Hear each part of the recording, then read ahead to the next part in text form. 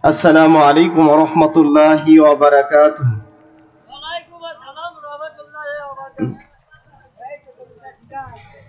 ইন্নাল হামদালিল্লাহিল আকরামিল্লাযী খালাকাল ইনসানা ওয়া karrama ওয়া 'allamahu minal bayani ma lam ya'lam। فسبحان الذي لا إحصاء جلاله باللسان ولا بالقلم، نشهد أن لا إله إلا الله وحده لا شريك له، ونشهد أن سيدنا وحبيبنا ومولانا محمدا عبده ورسوله الذي أرسله بالحق بشيرا ونذيرا وداعيا إلى الله بإذنه وسراجا منيرا، فقد قال الله تعالى في كلامه المجيد والفرقانه الحميد: أعوذ بالله من الشيطان الرجيم، بسم الله الرحمن الرحيم. ما كان محمد أبا أحد من رجالكم، ما كان محمد أبا أحد من رجالكم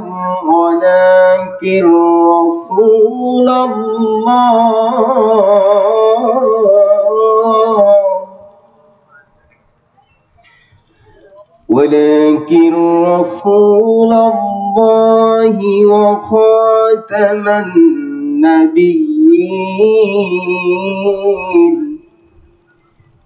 وكان الله بكل شيء عليما.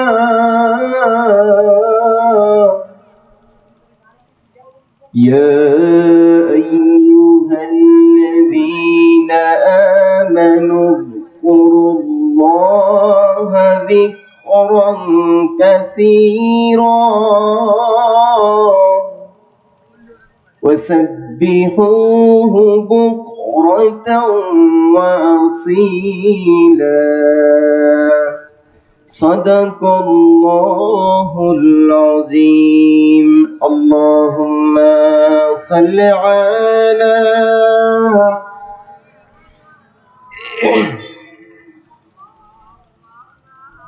وعلى آل سيدنا رسولنا محمد. اللهم صل على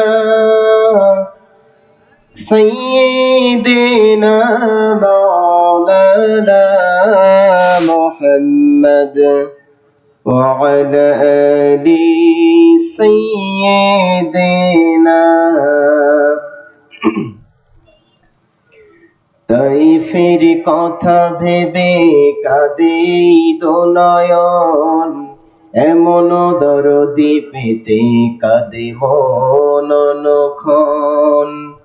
তাইফের কথা ভেবে কাঁদে দোনয়ন, এমন দরদি পেতে কাঁদে মন নখন। আল্লাহুম্মা সাল্লি আলা مولانا محمد وعلى آل سيدنا حبيبنا محمد। সম্মানিত হাজিরিন, নবীর উপরে যে ব্যক্তি একবার দরুদ পাঠ করবে আল্লাহ পাক তার উপরে 10 বার রহমত নাজিল করবেন। পড়েন সুবহানাল্লাহ। আরো জোরে বলেন সুবহানাল্লাহ। যে ব্যক্তি নবীর উপরে একবার দরুদ পাঠ করবে আল্লাহ পাক রব্বুল আলামিন তার উপরে 10টি রহমত নাজিল করবেন। আরো জোরে পড়েন সুবহানাল্লাহ। এজন্য একটু মহব্বতের সাথে জোরে সরে নবীর উপরে দরুদ পাঠ করি। আল্লাহুম্মা সাল্লি আলা সাইয়্যিদিনা মাওলানা মুহাম্মদ ওয়া আলা আলি সাইয়্যিদিনা। হাজারো ব্যথা বেদনার পরে ফিরে আসনি তুমি আপন ঘরে, দিনের আলো তুমি ছড়িয়ে দিতে চলে গেলে মদিনায় মক্কা ছেড়ে। হে রাসূল তোমাকে ভুলি আমি কেমন করে, হে রাসূল তোমাকে ভুলি আমি কেমন করে। আল্লাহুম্মা সাল্লি আলা সাইয়্যিদিনা মাওলানা মুহাম্মদ ওয়া আলা আলি সাইয়্যিদিনা রাসূলিনা মুহাম্মদ। মাদ্রাসার মধ্যে যে সকল ভাইরা মানুষের আছে অনুগ্রহপূর্বক 1 মিনিটের মধ্যে মানুষকে দোয়া সবাই দেন। বারবার ঘোষণা দেওয়া হচ্ছে 1 মিনিটের মধ্যে মানুষকে দোয়া সবাই দেন, তাহলে কিন্তু কর্তৃপক্ষ আইনের ব্যবস্থা নেবে। মুআজ্জিজ মুহতারাম, আরামনগর দারুস সালাম জামে মসজিদ যুব কমিটির উদ্যোগে আয়োজিত 17তম তাফসীরুল কোরআন মাহফিলের প্রধান আকর্ষণ, বিশেষ মেহমান, বিশেষ আকর্ষণ অত্র মাহফিলের সম্মানিত সভাপতি সাহেব। উপস্থিত থাকবেন মাননীয় সংসদ সদস্য এস.এম. আতাউল হক দোলন। আমরা মহান রবের দরবারে শুকরিয়া আদায় করি যিনি আমাদেরকে পবিত্র জুমার দিনে, শাওয়াল মাসে জুমার দিনে কোরআন থেকে কিছু কথা শোনার জন্য, ব্যক্তি জীবনে আমল করার জন্য এই ময়দানে আসার তৌফিক দিয়েছেন। পড়ি আলহামদুলিল্লাহ। কোরআনের মাহফিল সবার সহ্য হয় না, সবার কি হয় না? সহ্য হয় না। এজন্য আমাদেরকে যে আল্লাহ পাক টার্গেট করেছেন, মনোনীত করেছেন, আমরা সে মহান রবের দরবারে জোরে সোরে আরো একবার পড়ি আলহামদুলিল্লাহ। সব সময় প্রশংসা করব কার? আরো জোরে বলেন কার? সব সময় প্রশংসা করব আল্লাহর। সেই আল্লাহর প্রশংসা করে কেউ শেষ করতে পারবে না। আল্লাহ পাক রব্বুল আমিন বলেন, قُلْ لَوْ كَانَ الْبَحْرُ مِدَادًا لِكَلِمَاتِ رَبِّي لَنَفِدَ الْبَحْرُ قَبْلَ أَن تَنفَدَ كَلِمَاتُ رَبِّي وَلَوْ جِئْنَا بِمِثْلِهِ مَدَدًا। فَإِنَّ اللَّهَ أَكْبَرُ। আল্লাহ রাব্বুল আলামিন বলেন, এই দুনিয়ার জমিনে 7 সমুদ্র নদ নদীর ভিতরে যত পানি আছে, আমি আল্লাহ পাক রব্বুল আলামিন যদি সব পানিগুলো তোমাদেরকে কালি বানায় দেই, আর দুনিয়ার জমিনে যত বৃক্ষ তরুলতা গাছপালাগুলো আছে সব যদি তোমাদেরকে কলম বানিয়ে দেওয়া হয়, আরে তোমরা যদি একে একে তোমার রবের কালামের ব্যাখ্যা লিখতে থাকো, সমস্ত কলমের কারিগুলো নিঃশেষ হয়ে যাবে, কিন্তু আল্লাহ রাব্বুল আলামিনের কালামের ব্যাখ্যা লিখে যথেষ্ট পরিমাণ হবে না। বারবার ঘোষণা দেওয়া হচ্ছে মাহফিল চত্বরের মধ্যে যে সকল ভাইরা মোটরসাইকেল আছে দ্রুত মোটরসাইকেলগুলো নিয়ে পাশে গ্যারেজ রাখবেন। বারবার ঘোষণা দেওয়া হচ্ছে অতি দ্রুত মোটরসাইকেলগুলো নিয়ে গ্যারেজ রাখবেন। এজন্য সব সময় প্রশংসা করব কার? আল্লাহর প্রশংসা করে কোনোদিন শেষ করা সম্ভব হবে না। আল্লাহ পাক রব্বুল আলামিন বলেন, এরূপ পরিমাণ তোমাদের মাঝে যদি আবার দেওয়া হয়, আর তোমরা যদি তোমাদের রবের প্রশংসার কালামের ব্যাখ্যা লিখতে থাকো, লিখতে লিখতে গোটা জমিনের সব কলমের কালিগুলো শেষ হয়ে যাবে, কিন্তু আল্লাহ রাব্বুল আলামিনের কালামের বাণী লিখে যথেষ্ট পরিমাণ হবে না। এই জন্য আনুগত্য করব কার? গোলামি করব কার? আমরা কার গোলাম? আমরা কার গোলাম? আমরা সৈনিক, আল কোরআনের সৈনিক, আর গোলাম হলাম আল্লাহর। আমরা আল্লাহর গোলামি করব। আল কোরআনের সৈনিক আমি, নেই কো পরাজয়, এক আল্লাহর গোলাম আমি, এই তো পরিচয়, এই তো পরিচয়। আল কোরআনের সৈনিক আমি, নেই কো পরাজয়, এক আল্লাহর গোলাম আমি, এই তো পরিচয়, এই তো পরিচয়। আমাদের পরিচয়, আমরা আল্লাহর গোলাম। কার গোলাম? আমরা আল্লাহর গোলাম। আল্লাহ রাব্বুল আলামিন বলে বান্দারে,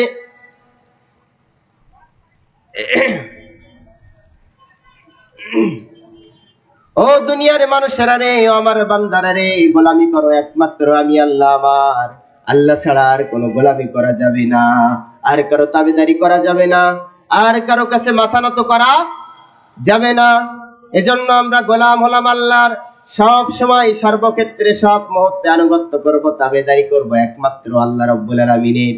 আল্লাহ পাক রব্বুল আলামিন কোরআনে কারীমের মধ্যে জানাই দিলেন, ইয়া আইয়ুহাল্লাযীনা আমানু আতিউল্লাহা ওয়ার রাসূলা ইন কুনতুম মুমিনিন।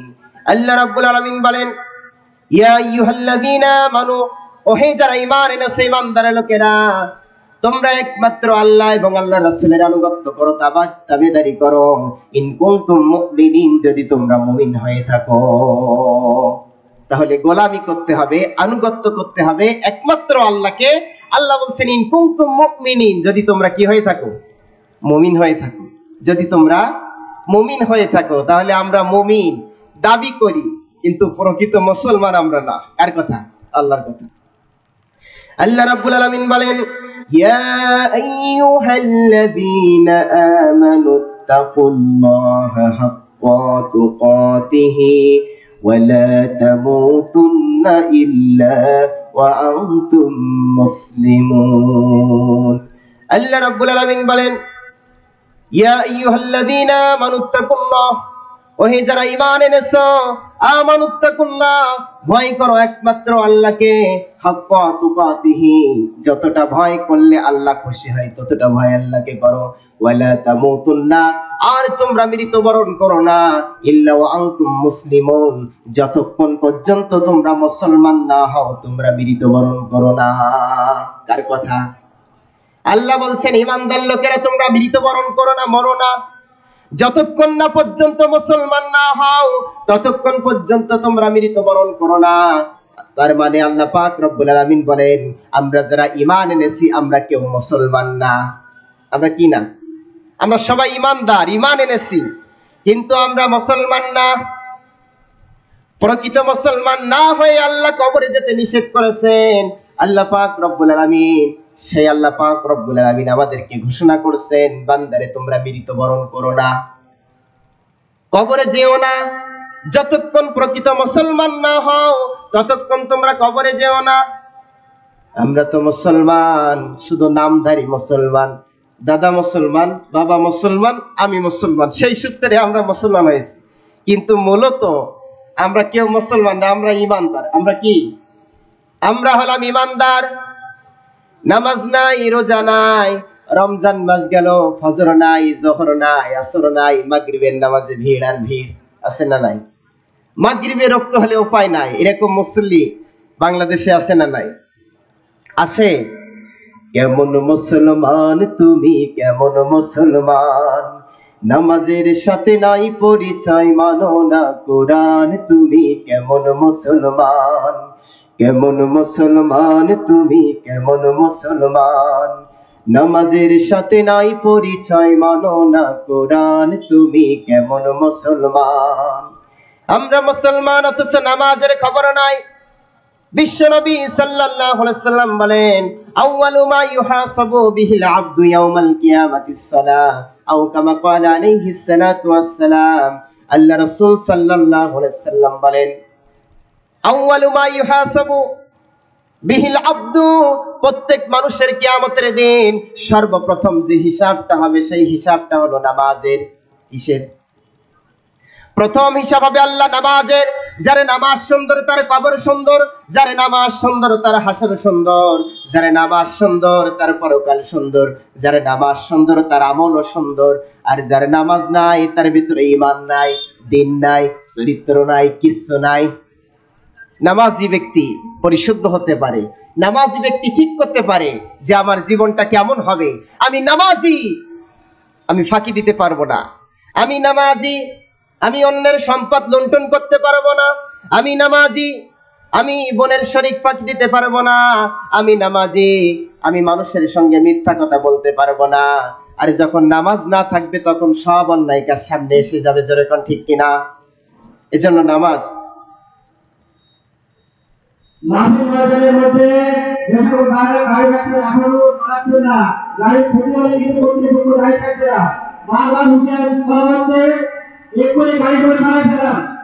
কোনো ক্ষতি হলে কিন্তু কর্তৃপক্ষ গাড়ি থাকবে না। কমিটি কিন্তু কঠিন পদক্ষেপ নেবে। দ্রুত গাড়িগুলো গ্যারেজের মধ্যে ঢোকান।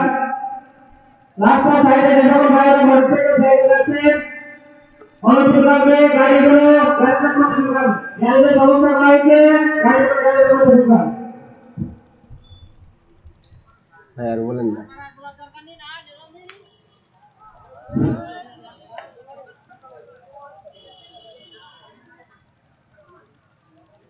আসতে দেরি হবে, খেয়ে শুরু করো।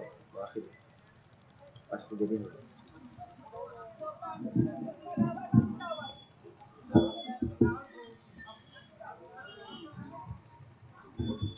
লাইট সব বন্ধ করো।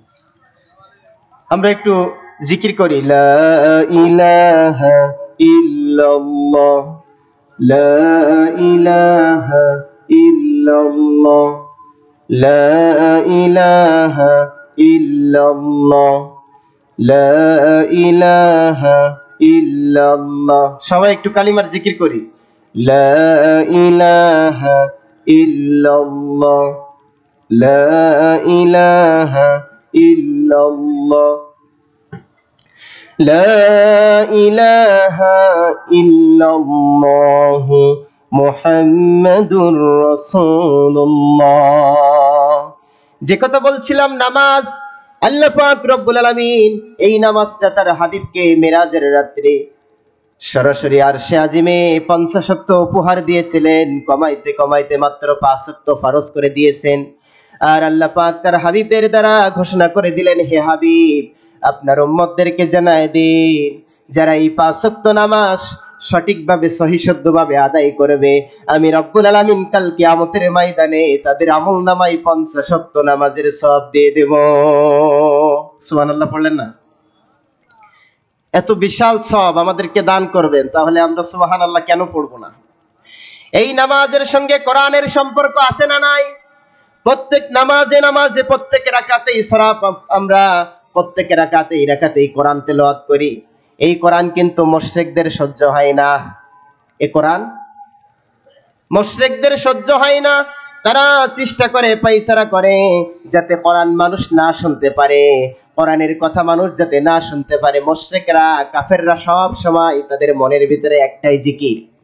বিশ্বনবী সাল্লাল্লাহু আলাইহি সাল্লাম যখন কোরআন নাজিল হয়ে গেল, আল্লাহর হাবিব সাল্লাল্লাহু আলাইহি সাল্লাম যখন মক্কায় কোরআনের দাওয়াত শুরু করে দিলেন, আবু জেহেল বলল, মোহাম্মদ বিন আব্দুল্লাহ রে, সব করো কিন্তু কোরআনের কথা বলা যাবে না, কোরআনের দাওয়াত দেওয়া যাবে না। কারণ কোরআনের আকর্ষণ এত আকর্ষণ, সব মানুষগুলো হিদায়েতের পথে চলে যাবে, সব মানুষগুলো কোরআনের প্রেমে পাগল হয়ে যাবে। এজন্য সব চালিয়ে যাও, সব কিছু করো মোহাম্মদ, কিন্তু কোরআনটা বন্ধ করো। কারণ কোরআনটা কাফেরদের সহ্য হয় না। কি হয় না? কোরআনের বাণী কাফেরদের সহ্য হয় না।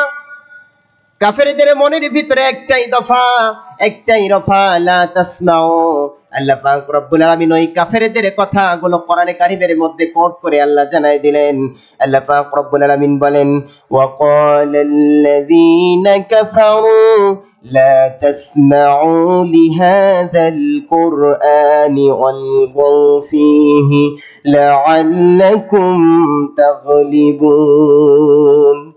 আল্লাহ পাক রব্বুল আলামিন বলেন, কাফেররা একটাই কথা বলতে থাকে, একটাই স্লোগান তাদের ভিতরে, অকালাল্লাযীনা কাফারু, কাফেররা বলাবলি করতে থাকে, ষড়যন্ত্র করতে থাকে, লা তাসমাউ, তোমরা শুনবে না, লিহাযাল কুরআন, এই কোরআনের কথা তোমরা শুনবে না, ওয়ালগাউ ফীহি লাআল্লাকুম তাগলিবুন, আশা করা যায় তোমরা বিজয় লাভ করবে। তারা কোরআন শুনতে দিতে চায় না। এজন্য বহু কোরআনের মাহফিল, এই বাংলাদেশ 90% মুসলমানের দেশে কোরআনের মাহফিল বন্ধ হয়, হয় কিনা? বহু কোরআনের মাহফিল বন্ধ করে। এরা আবু জেহেলের একটা উত্তরসূরি, কিয়ামত পর্যন্ত থাকবে। মুহাম্মদুর রাসূলুল্লাহ সাল্লাল্লাহু আলাইহি সাল্লামের উত্তরসূরিরাও কিয়ামত পর্যন্ত থাকবে, আর আবু জেহেলের উত্তরসূরি তারাও কিয়ামত পর্যন্ত থাকবে কি থাকবে না? আবু জেহেলরা কোরআন সহ্য করতে পারে না, পারে? সে বলবেন হুজুর আবু জেহেলরা বললেন কেন? আবু জেহেল তো একজন, তা আবু জেহেলরা কেন? আবু জেহেলরা মানে আবু জেহেল বদরের প্রান্তরে ধ্বংস হয়ে গেছে, জাহান্নামে চলে গেছে, কিন্তু কিছু নাতিপুতি রেখে গেছে পৃথিবীতে। আমি তো পৃথিবীতে চিরদিন থাকবো না, তোমরা আমার এই রেখে যাওয়া কাজটাকে তোমরা চালু রাখবা। কিয়ামত পর্যন্ত পৃথিবীর বহু দেশে তারা কোরআনের মাহফিল বন্ধ করে। নিঃসন্দেহে বুঝে নিতে হবে, রক্ত পরীক্ষা করলে আবু জেহেলের রক্ত তার শরীরে পাওয়া যাবে। এরা কোরআন শুনতে চায় না, কোরআন শুনতে ভালোবাসে না, সব চালাও। মুহাম্মদকে ঘোষণা দিল, ও মুহাম্মদ সব চালিয়ে দাও, নারী দেব, বাড়ি দেব, অর্থ সম্পদ সব দেব, যা চাও তাই দেব, একটা কাজ বন্ধ করো, শুধু কোরআনের মাহফিল পড়াশোনা বন্ধ করো।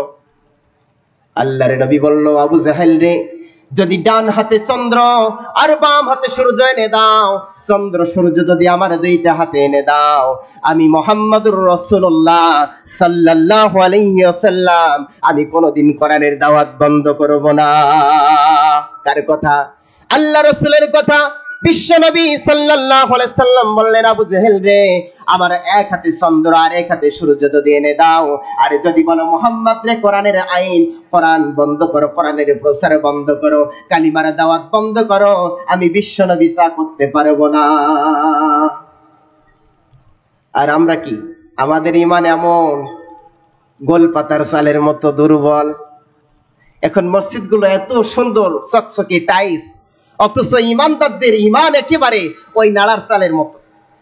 পক্ষান্তরে সাহাবীদের ঈমান ছিল এত মজবুত। মসজিদে নববীতে টাইলস ছিল না, পাথর ছিল না, জাইমাই করা ছিল, ভাঙাচোরা ছিল, কিন্তু সাহাবীদের ঈমান ছিল টাইলসের মতো মজবুত। আর এখন মুসলমানদের ঈমান হয়েছে কেমন? গোলপাতার চালের মতো, নালার চালের মতো দুর্বল। এজন্য আমাদেরকে চেষ্টা করতে হবে ঈমানের সঙ্গে যেন আমাদের মৃত্যু হয়। পড়ে না আমিন, আরো জোরে পড়ে না আমিন।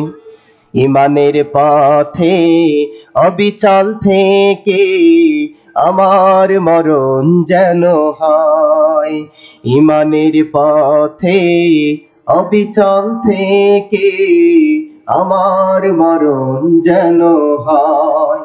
তোমারই কাছে মিনতি আমার, তোমারই কাছে মিনতি আমার, ও গো মহামহিয়ান, ঈমানের পথে অবিচল থেকে আমার মরণ যেন হয়। চাই কিনা? সবাই চাই ঈমানের মৃত্যু। ঈমানের সঙ্গে যদি মৃত্যু হয়ে যায়, আমাদের শেষ ঠিকানা হবে জান্নাত। আর যদি বেঈমান অবস্থায় মৃত্যু হয়ে যায়, আমাদের স্থান হবে ওই জাহান্নাম। কেউ জাহান্নামে যেতে চায়? চায় না। কেউ জাহান্নামে যেতে চায় না, অথচ নামাজ পড়বো না, রোজা রাখবো না। যুবক মানুষ রোজা রাখে না, ঘুষ খাওয়া বন্ধ করে না, সুদ বন্ধ করে না। এই সমাজে শতকরা 90% ঘরে ঘরে সুদ ঢুকাই দিয়েছে এনজিও। কয় %? আল্লাহ পাক বলেন ইয়া আইয়ুহাল্লাযীনা আমানু লা তাকুলুর রিবা, তোমরা সুদ খেও না হে ইমানদার লোকেরা। লা তাকুলুর রিবা, তোমরা সুদ খেও না। সুদ খাওয়া কি? বিশ্বনবী সাল্লাল্লাহু আলাইহি সাল্লাম বলেন সুদ খাওয়া হলো, সুদের সবচেয়ে ছোট গুনাহ হচ্ছে নিজের মায়ের সঙ্গে 36 বার জিনা। বলেন নাউজুবিল্লাহ, বললেন না? কারণ আমার ঘরেই সুদ, আমি তো নাউজুবিল্লাহ বলতে পারছি না। ঘরে সমিতির বই, এনজিও সংস্থাগুলো বাংলাদেশের মুসলমানদের ঈমান ধ্বংস করার জন্য প্রত্যেক ঘরে ঘরে সুদ ঢুকাই দিয়েছে। এরা নামাজও পড়ে আবার সুদও খাবে, যাতে তাদের কোনো দোয়া কবুল না হয়। বিশ্বনবী সাল্লাল্লাহু আলাইহি সাল্লাম বলেন দোয়া কবুল হওয়ার পূর্ব শর্ত 4টা, তার মধ্যে একটা হচ্ছে হালাল খাওয়া। একটা কি? একটা হচ্ছে শিরিক মুক্ত ঈমান। 2টা বললাম, আর 2টা বলছি না। আল্লাহ রাসূল বলেন দোয়া কবুল হওয়ার শর্ত 4টা। প্রথম 2টা হচ্ছে শিরিক মুক্ত ঈমান গঠন করা, 2 নাম্বার হচ্ছে হালাল খাওয়া। মুশরিকরা, এনজিওরা, বাংলাদেশ 90% মুসলমানের দেশ। এই দেশে মুসলমানদের ঘরে ঘরে এনজিওরা সুদ ঢুকাই দিয়েছে এমন ভাবে এরা সুদও খাবে, নামাজও পড়বে, যতই দোয়া করে না কেন দোয়া কবুল হবে না। ইস্তিখাজার নামাজ পড়তেছি প্রতিদিন, আল্লাহ বৃষ্টি দাও, এই জমিন নরম করে দাও, ঠান্ডা করে দাও, হচ্ছে দোয়া কবুল হয় না কেন? সুদ খেয়ে দোয়া করলে দোয়া কবুল হবে? 1 টাকা সুদ খেলে 36 বার জিনা। কয়বার? 100 বার খেলে 36 বার জিনা। 1000 টাকা খেলে 36,000 বার জিনা। কয়বার? 1000 টাকা সুদ খেলে 36,000 বার জিনা। পতিতালয়ে এমনও বিশ্বাস আছে যারা 36,000 বার জীবনেও জিনা করে না। আর আমরা মুসলমান 5 ওয়াক্ত নামাজ পড়ি, ঈমানের দাবি করি, আবার সুদ খাই। বিশ্বনবী বলেন সুদের সবচেয়ে ছোট গুনাহ হচ্ছে মায়ের সঙ্গে জিনা করা। সাহাবায়ে কেরাম বললেন ইয়া রাসূলুল্লাহ, ইয়া হাবিবাল্লাহ, হুজুর তাহলে সবচেয়ে বড় গুনাহ কি? আল্লাহ রাসূল বলেন আল্লাহ এবং আল্লাহর রাসূলের বিরুদ্ধে যুদ্ধ ঘোষণা করা। চিৎকার দিয়ে বলেন নাউজুবিল্লাহ।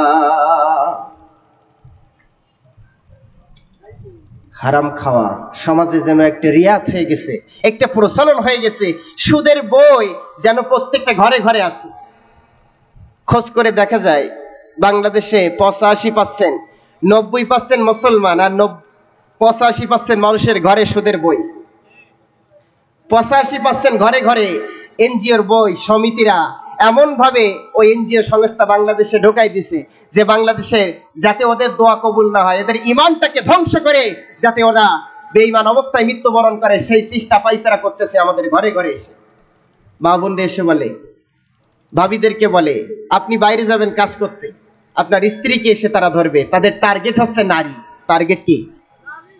নারী টার্গেট। তারা নারীকে টার্গেট করে। ভাই বলে আফা, ভাবি কত সুন্দর করে এসে বলবে ভাবি আপনার ভাই কি আপনারে কোনোদিন 20,000 টাকা দিছে? ওই ওরে না, 20,000 টাকা তো দূরের কথা, আমার দেনমোহর পর্যন্ত আজকে পর্যন্ত দেয় নাই। কয় আমরা আপনারে 20,000 টাকা দেব, মাত্র কিছু লাভ। ভাবি তো পাগল, কয় 20,000 টাকা এক্ষুনি দিয়ে দাও।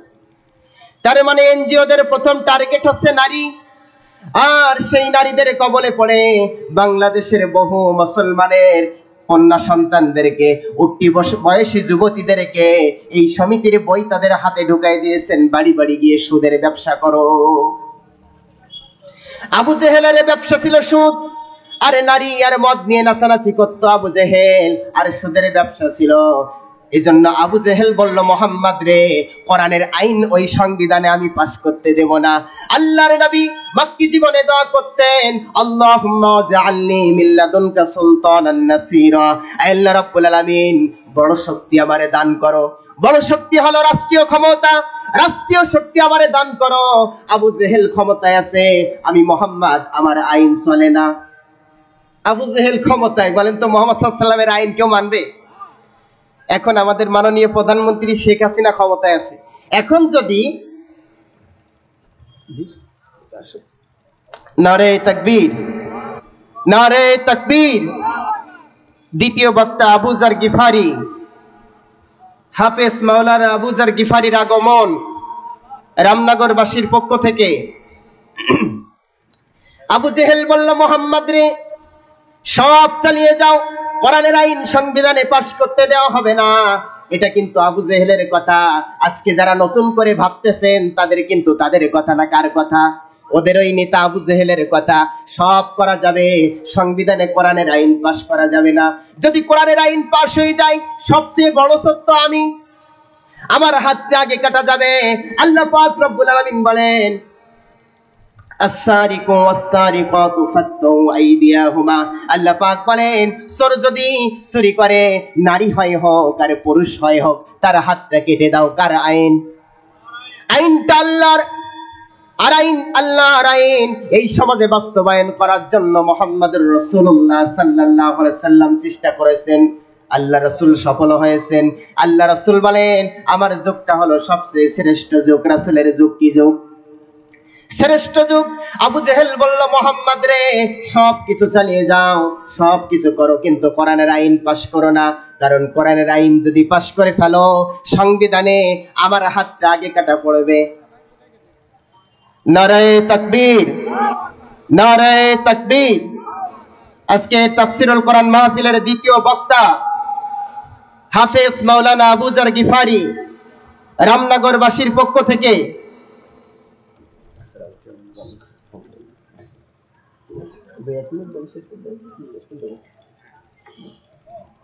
সম্মানিত হাজিরিন, আমি আসলে অতিথি নয়, আমি আসছিলাম আপনাদের মেহমান হিসেবে। বক্তা এসে গেছেন, উনি এক্ষুনি গুরুত্বপূর্ণ আলোচনা করবেন। আমার জন্য সকলে দোয়া করবেন, আমি যেন কোরআন এবং হাদিসের কথাগুলো আমি মানুষের কাছে বলতে পারি, দিনের প্রচার দাওয়াত যেন মানুষের কাছে দিতে পারি। আল্লাহ পাক রব্বুল আলামিন আমাকে যেন কবুল করেন। যতটুকু কথা বলেছি আমাকে সহ আমাদের প্রত্যেককে আল্লাহ যেন আমল করার তৌফিক দান করেন, পড়েন আমিন। ওয়া আখিরি দাওয়ানা আলহামদুলিল্লাহি রাব্বিল আলামিন। আসসালামু আলাইকুম ওয়া রাহমাতুল্লাহি ওয়া বারাকাতুহু।